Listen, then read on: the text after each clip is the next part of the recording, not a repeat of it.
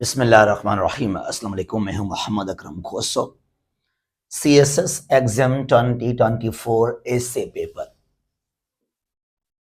मैंने पहले भी कहा है बहुत मर्तबा के करंट अफेयर्स और IR को अगर आपने सही तरह से कवर किया तो ऐसे आपके लिए कोई बड़ी बात नहीं है।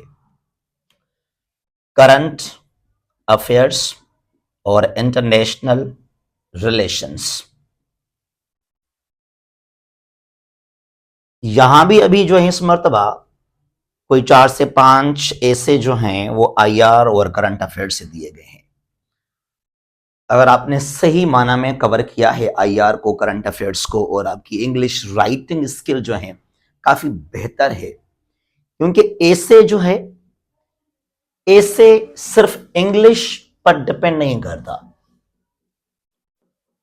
या सिर्फ नॉलेज भी काफी नहीं है। इंग्लिश यानी कि English language, writing skill plus में नॉलेज, दोनों इंपॉर्टेंट हैं। या आप यूं कर सकते हैं कि यहां पर कोई 30% या 40% इंग्लिश का रोल है, बाकी 60% जो है वो नॉलेज।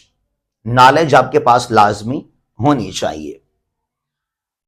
चाहे एक ऐसा स्टूडेंट है, एक ऐसा एस्पायरेंट है, चाहे उसने MA इंग्लिश किया या वो MPhil या PhD स्कॉलर है, but it does not mean कि he or she can easily qualify CSS ऐसे पेपर। नो, नॉलेज लाजमी चाहिए ऐसे के लिए। यहां पर कौन से ऐसे जो हैं काफी बेहतर हैं या कह सकते हैं कि अटेम्प्ट करनी चाहिए या कंपेरेटिवली कुछ इजी हैं वो ऐसे। Hope the greatest driving force, बहुत ही कमाल का ऐसे है। नंबर 1, मेरे ख्याल में अगर मैं होता तो शायद इसको अटेम्प्ट कर लेता। Hope, hope the greatest driving force, उम्मीद, शिकस्त को कबूल नहीं करना, हार नहीं मानना। यहां पर आप नेशंस और इंडिविजुअल लीडर्स के बहुत सारे एग्जांपल्स दे सकते हैं इसके अंदर। जिस तरह वर्ल्ड वार 2 में जापान को तबाह किया गया, हिरोशिमा नागासाकी, उसके बाद री इमर्ज किया जापान ने, या जर्मनी को वर्ल्ड वार 1 में ट्रीटी ऑफ वर्सलिस के तहत किस तरह तबाह किया गया, वर्ल्ड वार 2 में जर्मनी को 2 पार्ट्स में डिवाइड किया गया, उसके बावजूद भी जर्मनी जो है आज बहुत ही स्ट्रांग है।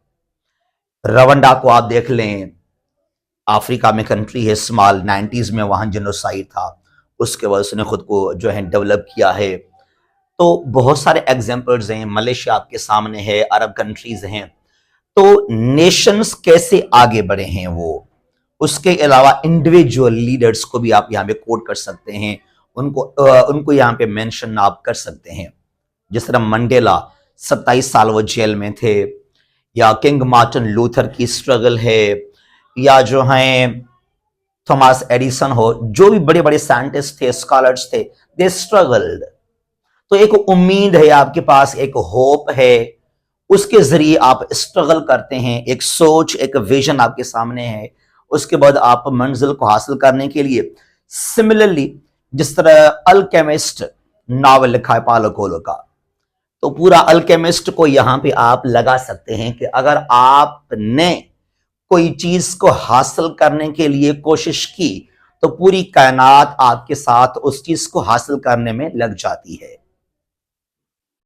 ये काफी बेहतर ऐसे है, hope the greatest driving force. उसके बाद ये भी number 2, CPEC and Indo middle east Europe new war fronts. इस पर मेरा एक लेक्चर भी है, ऐसे के टाइप पे नहीं है, ऐसे ही मेरा एक लेक्चर है इस टॉपिक के ऊपर कि सीपेक, उसके अलावा इंडो मिडल ईस्ट यूरोप, तो क्या दोनों के जो हैं ऑब्जेक्टिव्स हैं और क्या जो हैं कन्फ्रंट्रेशंस होंगे, क्या यहाँ पे तजाद होंगे। ये काफी बेहतर ऐसे है, इसको करंट अफेयर्स में या IR के लिए, अगर आपने करंट अफेयर्स को पढ़ा है, अगर आपने पढ़ा IR को, तो आप इस टॉपिक को, इस ऐसे को जो है आराम से टैकल कर सकते हैं, हल कर सकते हैं। इसको भी इतना बड़ा जो है बड़ा मुश्किल नहीं है। काफी इजी है ये भी, तो ये भी काफी इजी है, नंबर 2 वाला भी काफी बेहतर है ये भी। उसके अलावा अगर मैं यहां पे आ जाऊं, जो मुझे लग रहा है कि ये 4-5 ऐसे काफी जो हैं बेहतर अंदाज में हम अटेम्प्ट कर सकते हैं। नंबर 6 पर यहां पर है BRICS and Pakistan, prospects and recovery. Pakistan ने अभी लेटर भी जो है एक रिक्वेस्ट किया है ब्रिक्स को कि मुझे वहां पे ऐड किया जाए। ब्रिक्स का जो एक्सपांशन है वो बहुत ही इंपॉर्टेंट है to counter the western countries, to counter G7। तो हो सकता है कि पाकिस्तान को भी शामिल करें, क्योंकि चाइना को, रशिया को एक पावरफुल कंट्री चाहिए जिसके पास मिलिट्री स्ट्रांग हो।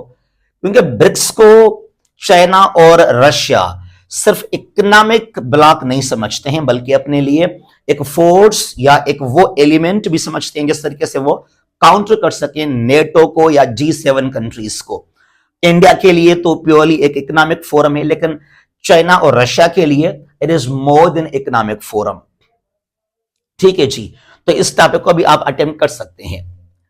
उसके बाद यहां पर ये काफी बेहतर है, नंबर 8 वाला, पाथवेज, रास्ता, way out to Pakistan prosperity. बहुत ही इजी है, बहुत ही आराम से। मेरे इस पर 3-4 लेक्चर्स भी हैं कि किस तरह पाकिस्तान को आप डेवलप कर सकते हैं। पाकिस्तान के अंदर वसाइल हैं, मिनरल्स हैं, रिसोर्सेज हैं, अगर उनको प्रॉपर्ली हम यूटिलाइज करेंगे तो हम जल्दी में आगे जा सकते हैं, हम प्रॉस्पर हो सकते हैं। तो ये काफी सीधा जो है एक टॉपिक दिया गया पाकिस्तान अफेयर्स के हवाले से या करंट अफेयर्स के इवन हवाले से। ये 4 वो टॉपिक्स हैं जो मेरे ख्याल में आप जल्दी हल इनको आराम से कर सकते हैं। जो बाकी हैं वो काफी भी बेहतर हैं, ठीक हैं, लेकिन ये 4 बहुत ही कंफर्टेबल जोन है। यहां पे आकर ये काफी कंफर्टेबल जोन है, नंबर 1, नंबर 2, नंबर 6, नंबर 8। अब लाजमी में मैं ये नहीं कहता कि अगर आपने ये 4 एसेज अटेम्प्ट नहीं किए, कुछ और अटेम्प्ट किया तो आप फेल हो जाएंगे, ऐसी कोई बात नहीं है। हर किसी का अपना एक अप्रोच होता है, हर किसी का अपना एक तरीका है जो है ऐसे को अटेम्प्ट करने का। ये 4 मुझे काफी बेहतर इजी लगे कंपैरेटिवली। अदरवाइज ये the power of propaganda and the Muslim world, या phase out of fossil fuel and Arab economies, pragmatism versus passion in politics, or AI, the death of creativity, globalization and national economies, political polarization, governance and society। काफी बेहतर रहेंगे, लेकिन ये 4 मुझे काफी easy लगे हैं। अगर मैं ओवरऑल देखूं तो इस मर्तबा जो पेपर है वो कंपैरेटिवली काफी बेहतर है, काफी इजी है। बाज़-औक़ात क्या होता है, कुछ जो ऐसे हैं वो कुछ इस तरह आ जाते हैं कि उनको आप प्रॉपर्ली समझ भी नहीं सकते कि ये मुझे क्या कह रहे हैं, इस ऐसे का मतलब क्या है, ये ऐसे को मैं किस तरह लेकर जाऊं। तो बाज़-औक़ात होता यह है कि हम ऐसे की जो मीनिंग है, जो हमसे रुकार कर रहा है, हम वो भी उसको दे नहीं रहे हैं। तो बहरहाल ये काफी सीधे आ गए हैं, सब कुछ समझ में आ रहा है कि ये मुझसे डिमांड कर रहा है, मुझे इसको ये चीज देना चाहिए। तो जो भी आपका ऐसे है जरा इसको आप मेंशन करना कि कौन सा ऐसे आपने अटेम्प्ट किया, और हमारी दुआएं आपके साथ हैं कि इंशाल्लाह आपके बहुत अच्छे मार्क्स हैं ऐसे के अंदर, न सिर्फ ऐसे के अंदर बल्कि आप क्वालिफाई करें और आपकी एलोकेशन हो जाए अपने डिजायर्ड ग्रुप के अंदर। जहां भी हैं खुश रहें, अल्लाह हाफिज। पाकिस्तान हमेशा जिंदाबाद।